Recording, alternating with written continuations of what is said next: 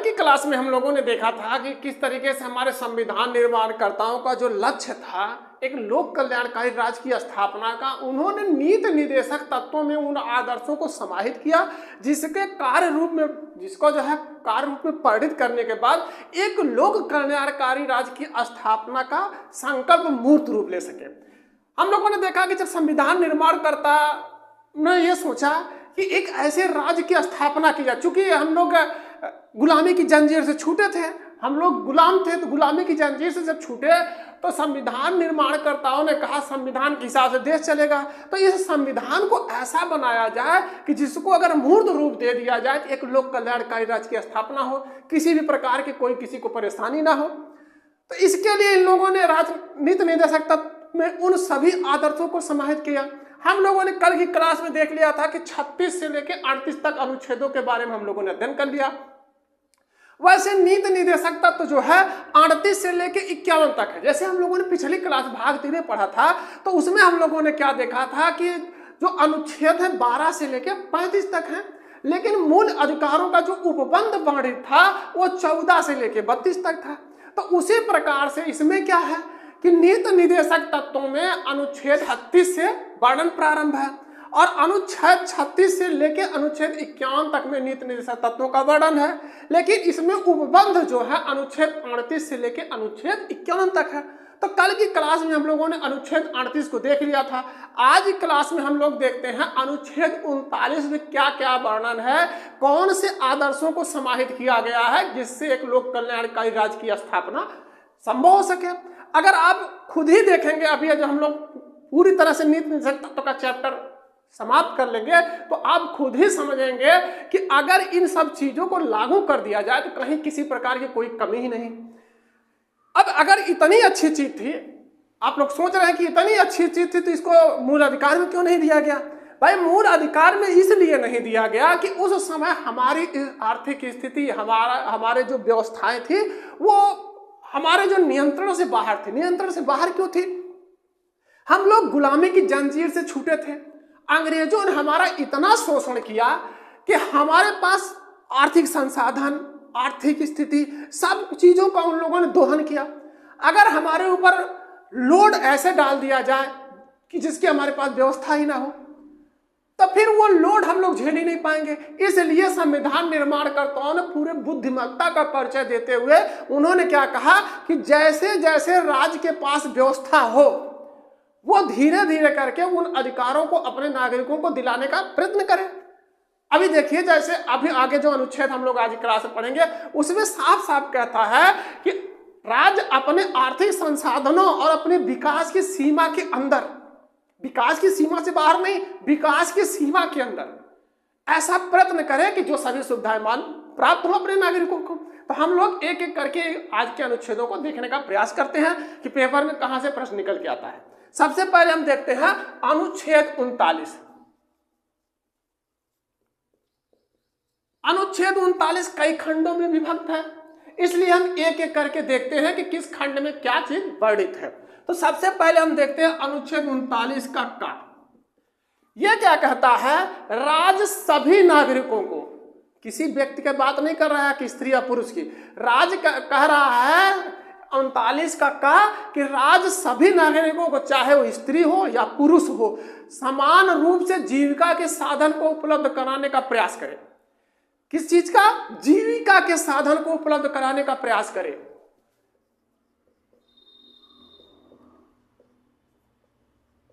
जीविका के साधन को उपलब्ध कराने का प्रयास करें। अब देखिए, अगर जीविका का साधन उपलब्ध हो गया तो किस चीज की कमी रहेगी? हम स्वयं से कमाएंगे, स्वयं से खाएंगे, जैसे भी हमारी इच्छा होगी। तो कह रहा है 39 का राज्य यह प्रयास करे कि सभी नागरिकों को, चाहे वो स्त्री हो चाहे पुरुष, जीविका के साधन का उपलब्ध कराने का प्रयास करे। देखिए, जो भी करेगा राज्य प्रयास करेगा, इसमें मूल अधिकार नहीं है कि नहीं करना है, इसमें प्रयास करेगा। उसके बाद आपको याद होगा कि 42वां संविधान संशोधन 1976 में हुआ। उसमें क्या हम लोगों ने देखा था कि 39 का में संशोधन किया गया था। जब हम लोग कल की क्लास में देखे थे तो हमने देखा था कि 39 का कुछ उपबंध जोड़े गए, 43 का में कुछ उपबंध जोड़े गए, 48 का में कुछ उपबंध जोड़े गए। तो इस 39 का में कौन सा उपबंध जोड़ा गया 42वें संविधान संशोधन के द्वारा? तो उसमें जोड़ा गया एक उपबंध, इसमें और जोड़ दिया गया। क्या जोड़ा गया? राज्य यह प्रयत्न करे, देखिए कह रहा है प्रयत्न करे, राज्य यह प्रयत्न करे कि सभी को समान रूप से, या यूं हम समझे, देखिए केवल आप समझिए, अगर आप समझ लेंगे तो कहीं से भी पेपर पढ़ने निकले तो आप समझ सकते हैं, उसको सॉल्व कर सकते हैं। अगर आपको नहीं समझ में आता है तो आप तुरंत हमसे पूछ सकते हैं कि ये चीज हमको समझ में नहीं आई, ये कैसे हो गया। इसमें कह रहा है 42वें संविधान संशोधन के द्वारा कहता है राज्य यह प्रयत्न करे कि एक ऐसे कानूनी तंत्र का संचालन हो, कानूनी तंत्र का प्रबंध हो। अर्थात कहने का मतलब यह है कि राज्य यह प्रयत्न करे कि एक ऐसा कानूनी तंत्र बने, कानूनी तंत्र जिसके माध्यम से सभी को समान रूप से न्याय मिले, समान रूप से न्याय मिले, उसमें किसी को भेदभाव का सामना ना करना पड़े, भाई गरीब है, अमीर है, ऊंच है, नीच है, ऐसा कुछ भी नहीं। राज्य यह प्रयत्न करे कि एक ऐसे कानूनी तंत्र का संचालन हो जिसके माध्यम से सभी को समान रूप से न्याय व्यवस्था उपलब्ध हो, सभी को समान रूप से न्याय व्यवस्था उपलब्ध हो।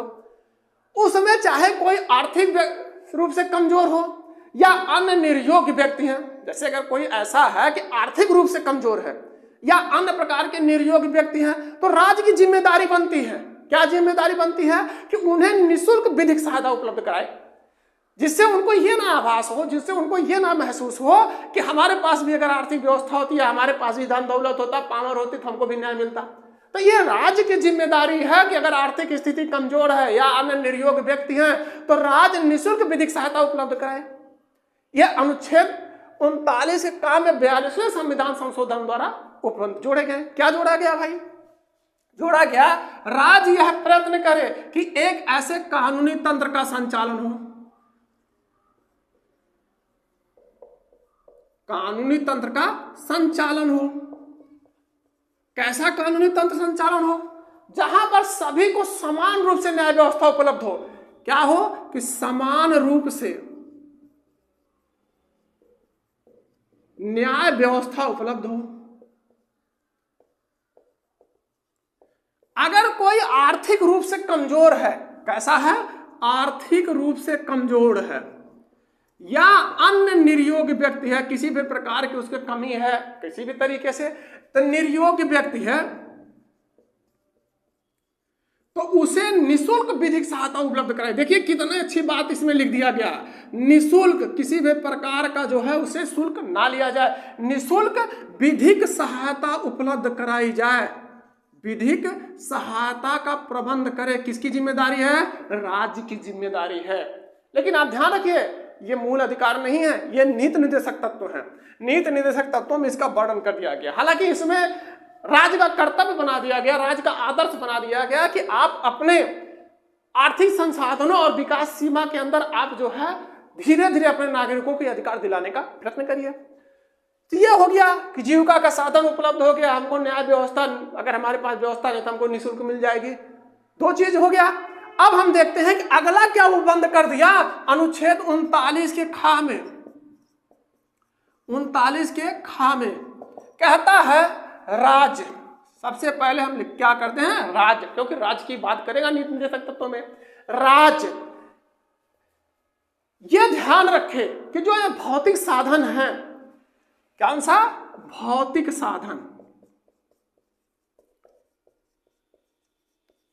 राज्य इन भौतिक साधन या भौतिक संसाधनों का स्वामित्व और नियंत्रण को इस प्रकार व्यवस्था करे।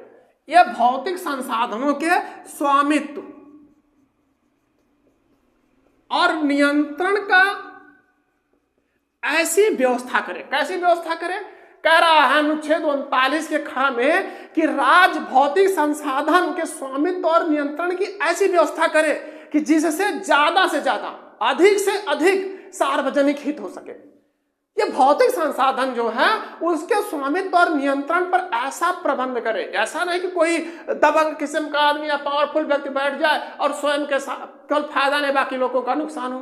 तो क्या कह रहा है कि राज्य भौतिक साधन, भौतिक संसाधन के स्वामित्व और नियंत्रण पर ऐसा व्यवस्था करे कि ज्यादा से ज्यादा सार्वजनिक हित हो सके।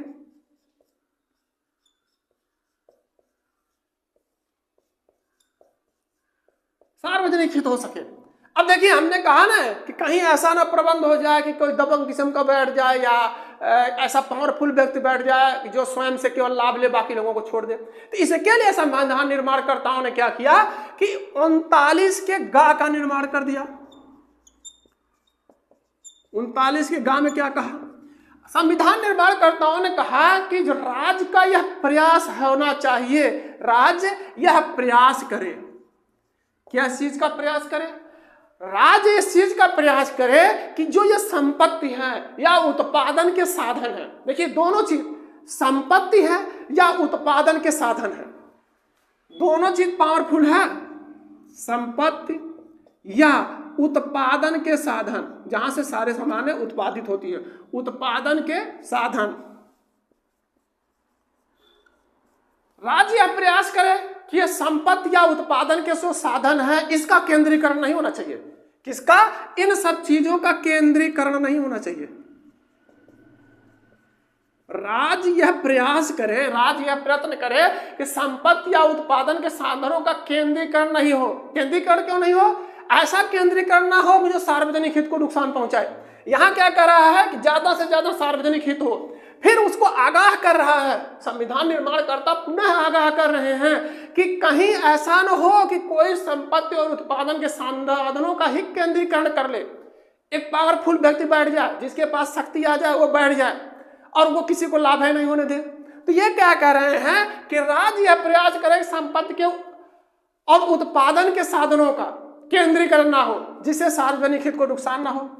ऐसा केंद्रीकरण ना हो जाए कि जिससे सार्वजनिक हित का नुकसान हो। यह राज्य का कर्तव्य बना दिया कि भाई आपकी जिम्मेदारी है, आप देखिए कि कहीं ऐसा ना हो कि केंद्रीकरण हो जाए जिससे सार्वजनिक हित को नुकसान हो, या भौतिक संसाधनों को स्वामित्व और नियंत्रण की ऐसी व्यवस्था करें कि ज्यादा से ज्यादा सार्वजनिक हित हो सके। तो इस तरीके से हमारे संविधान निर्माणकर्ताओं ने संविधान को बेहतरीन तरीके से सजाया। अब अगला कौन सा है? अनुच्छेद 39 का घ।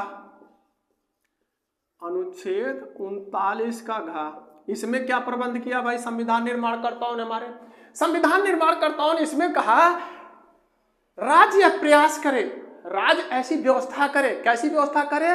राज्य कहे जो श्रमिक हैं, चाहे वो स्त्री हो चाहे पुरुष, सभी को समान कार्य के लिए समान वेतन देने की व्यवस्था करे। समान कार्य के लिए जो एक समान कार्य कर रहे हैं, समान कार्य के लिए समान वेतन की व्यवस्था करे। जो ये श्रमिक हैं, राज्य को क्या कर्तव्य बना दिया गया कि राज्य ऐसा भेदभाव ना करे कि आप स्त्री हैं आप पुरुष हैं, ऐसी कोई भेदभाव भावना ना पनपे। जो अगर कोई समान कार्य कर रहा है, एक जैसा ही कार्य कर रहा है, तो उसे एक जैसा ही वेतन मिले। उसके बाद अनुच्छेद 39 का अंगा ये क्या कहता है? यह कहता है कि राज्य श्रमिकों के लिए, चाहे वो स्त्री हो पुरुष, देखिए श्रमिक, चाहे वो स्त्री हो या पुरुष, उससे नहीं मतलब है। राज्य श्रमिकों के स्वास्थ्य एवं शक्ति, देखिए स्वास्थ्य की भी देखभाल की जिम्मेदारी है, साथ में क्या कह रहा है? शक्ति। राज्य श्रमिकों के स्वास्थ्य एवं शक्ति का तथा जो सुकुमार बालक है, बालकों के सुकुमार अवस्था का दुरुपयोग होने से रोके। 39 के अंग में क्या कह रहा है कि राज्य श्रमिकों के, बेशक वो स्त्री हो या पुरुष, उनके स्वास्थ्य और शक्ति का, साथ में बच्चे जो हैं, बालक जो हैं, उनकी सुकुमार अवस्था के दुरुपयोग होने से रोके। यहां देखिए स्वास्थ्य की भी देखभाल करने की जिम्मेदारी किसे दे दी गई? राज्य को दे दी गई। उनके शक्ति का भी, अर्थात उनके जो व्यवस्थाएं हैं कि शक्ति कमजोर हो रही, भाई शक्ति कमजोर होगी तरह तरह के रोग पकड़ेंगे, परेशानियां खड़ी होंगी। तो यहां पर क्या कह रहा है कि स्वास्थ्य और शक्ति तथा बालकों के सुकुमार अवस्था के दुरुपयोग होने से रोके। ये राज्य की जिम्मेदारी है कि उनका दुरुपयोग ना होने पाए। उसके बाद अनुच्छेद 39 का चा, इसमें क्या कहता है? यह कहता है कि राज्य बालकों के स्वस्थ रूप से विकास के लिए, किसके? बालकों के स्वस्थ रूप से विकास के लिए राज्य की जिम्मेदारी बन गई कि बालकों के स्वस्थ रूप से विकास के लिए सुविधाएं और अवसर उत्पन्न करे। क्या करे? कि सुविधा, किसी को कोई दिक्कत अगर नहीं समझ में आ रहा तो पूछिए, सुविधा और अवसर उत्पन्न करे। ऐसे ही सुविधा और अवसर उत्पन्न करे जिससे बच्चों का स्वस्थ रूप से विकास हो। जब स्वस्थ रूप से विकास होगा बालकों का, ऐसे अवसर उपलब्ध होंगे तो उन्हें स्वतंत्रता और सम्मान की भावना उत्पन्न होगी। भाई जब व्यवस्था उनको मिलेगी, उन्हें किसी प्रकार की हीन भावना नहीं महसूस होगी, अगर उन्हें किसी प्रकार की दिक्कत नहीं है तो क्या करेंगे? तो उनमें स्वतंत्रता और सम्मान की भावना उत्पन्न होगी। भाई किसी को अगर सुविधा मिलेगी, अगर जैसे कोई एक बच्चा है उसे सभी सुख सुविधाएं उपलब्ध हैं, और एक गरीब तबके का बच्चा है या कमजोर तबके का बच्चा है तो वो क्या है, उसको सुख सुविधाएं नहीं मिलेंगी, तो उसमें हीन भावना पैदा होगी। भाई अगर कोई जैसे कमजोर बच्चा है, स्वस्थ रूप से ही कमजोर है और उसे सुख सुविधाएं नहीं मिल रही है, वहीं दूसरे वर्ग का एक बच्चा है जो धनी वर्ग से है तो उसे वो सुख सुविधाएं मिल रही हैं जिससे उसका विकास हो रहा है। तो ये जो कमजोर तबके वाला बच्चा है उसको हीन भावना पैदा होगी। लेकिन अगर राज्य बालकों के स्वस्थ रूप से विकास के लिए सुविधाएं और अवसर उत्पन्न करेगा, जब उनको भी सुख सुविधाएं मिलेंगी तो उनमें भी स्वतंत्रता और सम्मान की भावना उत्पन्न होगी। और क्या है कि बालकों तथा युवकों के, बच्चों तथा युवकों के शोषण और भौतिक या नैतिक परित्याग से रक्षा करे। भौतिक या नैतिक परित्याग से जो है इनकी रक्षा करे। जो ये बच्चे हैं इनको सब स्वतंत्रताएं तो दे, लेकिन उनके शोषण को भी ध्यान रखे कि शोषण ना होने पाए, या भौतिक या नैतिक परित्याग से जो है उनकी रक्षा की जाए कि ऐसा उनके साथ ना होना पाए। तो ये ना अनुच्छेदों में देखा आपने कि अनुच्छेद 39 में ही इन चीजों का वर्णन कर दिया गया कि अगर यही सुख सुविधा मिल जाए तब भी किसी भी प्रकार की परेशानी नहीं रहेगी। आगे हम देखें अनुच्छेद 40, यहां से पेपर में काफी प्रश्न निकलता है। अनुच्छेद 40 से हम फिलहाल इसमें देखते हैं कि अनुच्छेद 40 में वर्णित क्या है, और कल की क्लास में या फिर आप लोगों का क्या विचार है? ठीक है, अगली क्लासों में हम लोग इसको जो है कि स्पेशल क्लास चलाएंगे अनुच्छेद 40 का। अनुच्छेद 40 क्या है? नहीं सही है, पंचायत से संबंधित है। तो अनुच्छेद 40 में किस चीज का वर्णन है? कहता है राज्य यह कदम उठाए कि पंचायतों का गठन हो। किसका हो? पंचायत का गठन हो। अरे वही बिल्कुल प्रधान जी वाला बीडीसी तो यही बात है, लेकिन इसमें कई संशोधनों के माध्यम से त्रिस्तरीय पंचायत लागू किया गया 73वें संविधान संशोधन के द्वारा। तो यहाँ हम लोग बाद वाली क्लास में इसको देखेंगे कि कैसे कैसे इसका गठन हुआ या कैसे कैसे इसका विकास हुआ, क्योंकि यहाँ से पेपर में काफी प्रश्न निकल के आते हैं। तो अनुच्छेद 40 क्या कहता है कि राज्य यह कदम उठाए कि पंचायतों का गठन हो। पंचायतों का गठन तो हो गया, साथ में क्या करे राज्य उन्हें इतना अधिकार और शक्ति दे, अधिकार और शक्ति दे। किस लिए? पंचायतों का गठन करे। राज्य ऐसा कदम उठाए कि पंचायतों का गठन हो। पंचायत का गठन हो गया, अगला क्या करे कि राज्य उनको अधिकार और शक्ति इतना दे कि वो एक स्वायत्त शासन की इकाई के रूप में स्वयं का विकास कर सके, एक स्वायत्त शासन की इकाई के रूप में अपना जो है गठन कर सके।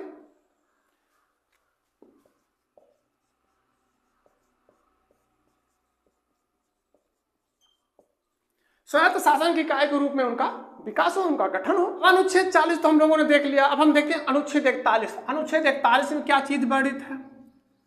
अनुच्छेद 41 इसमें क्या कहता है कि राज्य अपने आर्थिक साधनों के अनुसार, किसके अनुसार? आर्थिक साधन के अनुसार, साथ में विकास की सीमा के अंदर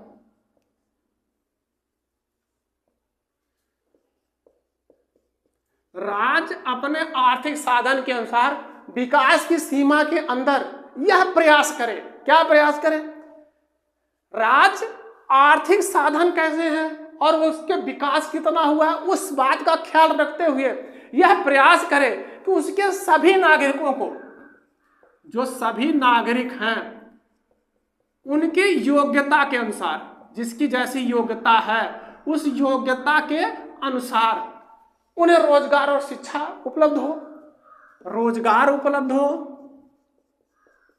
और शिक्षा उपलब्ध हो। राज्य लेकिन इस बात का ख्याल रखें कि उनके आर्थिक साधन कितने हैं या हम लोग कितने विकास कर चुके हैं।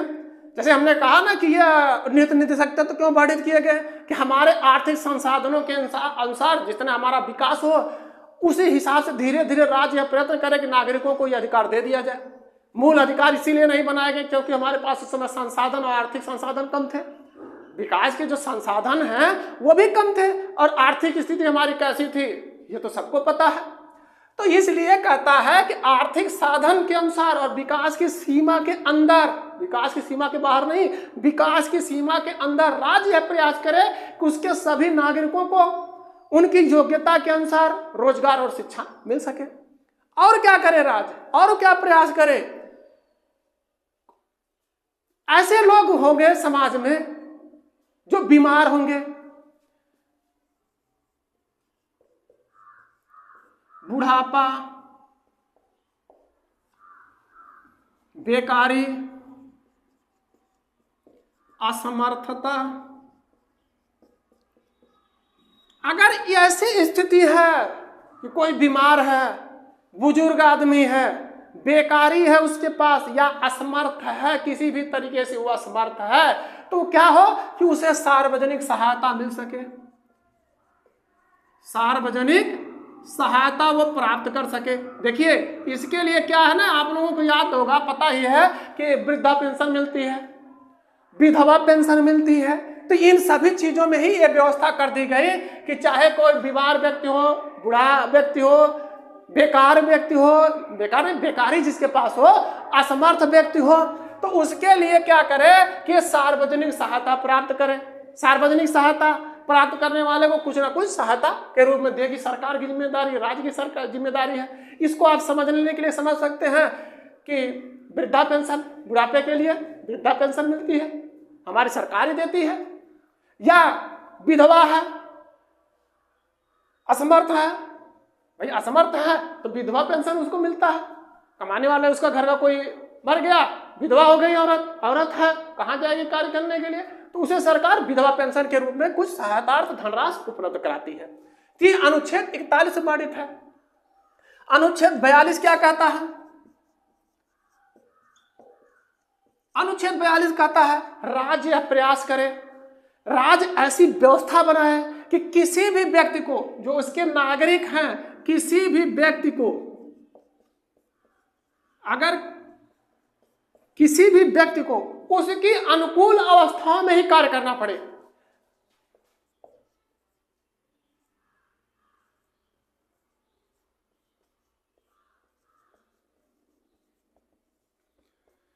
कोई व्यक्ति है, उसे इतनी परेशानी ना रहे कि वो बीमार है या कार्य करने में असमर्थ है, लेकिन उसकी मजबूरी है कि उसको कार्य करना है, तो राज्य का यहाँ दायित्व बनता है कि किसी भी व्यक्ति को, जो उसके नागरिक हैं, वो अनुकूल अवस्थाओं में ही कार्य करें।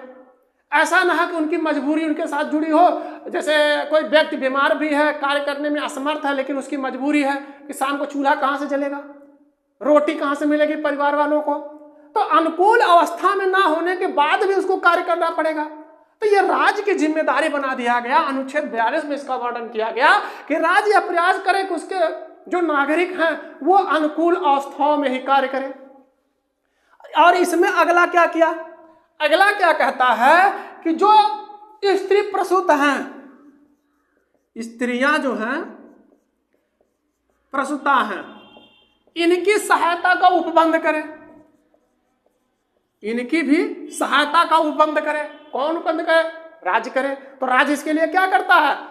आप इसको खुद ही समझ सकते हैं कि आपको निःशुल्क एम्बुलेंस सेवा उपलब्ध है आपके पास, आपको प्राथमिक स्वास्थ्य केंद्र या जो भी सरकारी अस्पताल हैं उसमें ले जाते हैं, निःशुल्क आपकी देखरेख होती है, प्रसूता भी जो है प्रसूत भी कराया जाता है, डिलीवरी करवाई जाती है, निःशुल्क होता है, आपसे किसी भी प्रकार का कोई भी उसके एवज धन नहीं मांगा जाता है। तो ये क्या है, अनुच्छेद 42 में कहता है कि स्त्रियों के प्रसूत के संबंध में भी उपबंध की व्यवस्था करे राज्य।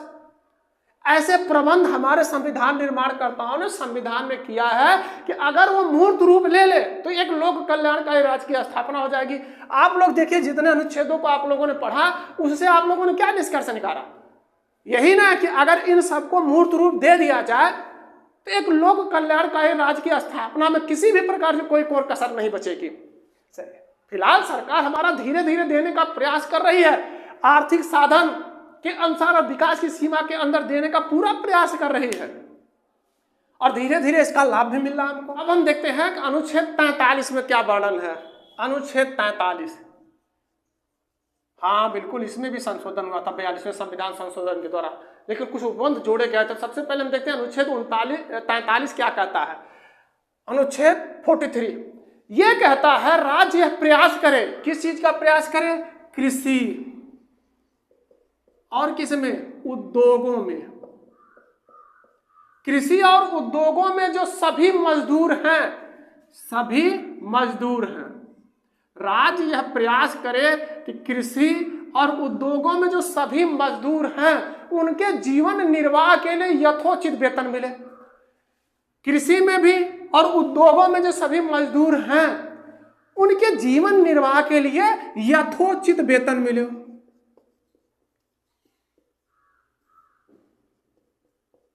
यथोचित वेतन मिलेगा तो जाहिर सी बात उनके जीवन का स्तर ऊपर उठेगा। तो राज्य क्या करे कि कृषि और उद्योगों में जो सभी मजदूर कार्य कर रहे हैं उनके जीवन निर्वाह के लिए यथोचित वेतन मिले, जिससे उनका जीवन स्तर ऊपर उठे। राज्य की जिम्मेदारी है कि कृषि में या उद्योगों में जो सभी मजदूर कार्य कर रहे हैं उनके जीवन निर्वाह के लिए यथोचित वेतन मिले, जिससे उनका जीवन स्तर ऊपर उठे। भाई जब उनको वेतन मिलेगा, पैसा मिलेगा तो उनका जीवन स्तर ऊपर उठेगा। और क्या प्रयास करे राज्य, जो अवकाश मिलता है, अवकाश मिलता है ना, सप्ताह में एक दिन छुट्टी होती है, तो कहता है जो यह अवकाश है इसके उचित उपयोग का प्रावधान करें कि मजदूर जो है इस अवकाश के समय का उचित प्रयोग करें। कृषि या उद्योग में जो मजदूर लगे उन्हें यथोचित वेतन मिले, साथ में जो अवकाश के समय है उसका ये लोग उचित प्रयोग करें, जिससे इन्हें सामाजिक और सांस्कृतिक उन्नति का अवसर प्राप्त हो। क्या हो, सामाजिक सांस्कृतिक उन्नति का अवसर प्राप्त हो। भाई इतनी व्यवस्था कर देगा तो जाहिर सी बात है कि उन्हें सामाजिक और सांस्कृतिक उन्नति प्राप्त हो जाएगी। और क्या राज्य प्रयास करे इस अनुच्छेद 43 में, अनुच्छेद 43 में और क्या चीज का वर्णन है, कहता है कि राज्य यह भी प्रयास करे, क्या प्रयास करे, गांव स्तर पर,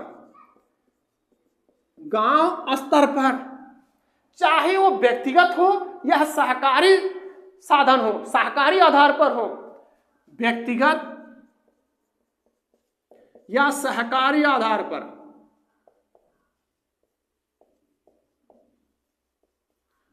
क्या करे, कुटीर उद्योगों की स्थापना में सहायता करे, कुटीर उद्योग स्थापित कराने में लोगों की मदद करे। अब देखिए, इसको समझिए, गांव में छोटे छोटे लघु उद्योग लगाने के लिए, छोटे छोटे उद्योग लगाने के लिए स्वयं सहायता समूह बनाए गए हैं कि आपको कुछ सरकार अनुदान देगी, कुछ आप कार्य करिए, उसको आप छोटे छोटे मार्केट में बेचिए, या साधन भी सरकार बताती है कि आप इस चीज़ को बनाइए और इस मार्केट में ले जाके आपको बेच दीजिए, कुछ आपकी आर्थिक सहायता हो जाएगी। तो कहता है कि चाहे वो व्यक्तिगत कोई करना चाहे या सहकारी आधार पर, लोगों को समूह के आधार पर, तो उसमें कुटीर उद्योगों की स्थापना में राज्य जो है सहायता करे, इसको बढ़ावा देने में सरकार जो है प्रयास करे। और जो भी आप कह रहे थे कि अनुच्छेद 43 के काम में भी 42वें संविधान संशोधन द्वारा कुछ प्रावधान किए गए, तो अनुच्छेद 43 का काम में क्या प्रबंध किया गया, 42वें संविधान संशोधन द्वारा 39 का 43 का और 48 का जोड़ा गया था। तो इसमें भी क्या कहता है कि भाई 43 का यहां क्या कहता है, इसमें राज्य उचित व्यवस्थापन, क्या उचित व्यवस्थापन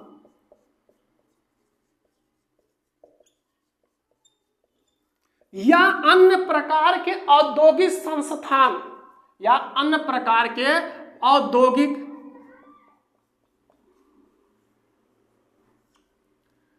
संस्थान के प्रबंधन में